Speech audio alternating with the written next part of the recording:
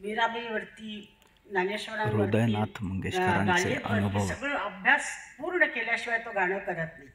आणि त्याचं ते बघून, त्याची बुद्धी बघून, बुद्धिमत्ता बघून दिदी त्याला आपला छोटा गुरु म्हणायची. आपल्या सगळ्यात छोट्या भावाला लता मंगेशकर गुरु म्हणायची. मग तो किती विद्वान आहे हे एका शब्दामध्ये येतं. तर त्याचं आज गाणं पहिल्यांदाच मी गायले.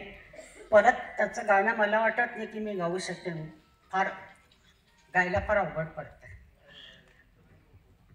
तर असे निरनिराळे म्युझिक डायरेक्टर, त्यांच्या निरनिराळ्या पद्धती सगळ्या बघायला मिळतात. आसाममध्ये मी गायला तर फारच मोठा माणूस होता, भूपेन हजारिका. तिथे गेल्यानंतर नवीनच सुरू झालं भूपेन हजारिकांचे अनुभव. चमेली मेमसाबचं गाणं होतं, त्यांनी मला गाणं शिकवलं.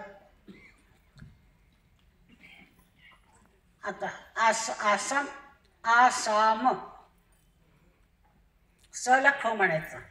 पहिलं म्हणजे आखो, बगीच्याला बागीसारी आणि चमेलीला सामेली. मला इतकं गोंधळ झालेला, इकडं स म्हणू का तिकडं ख म्हणू मला कळलं ना, पण त्यांनी व्यवस्थित शिकवलं मला.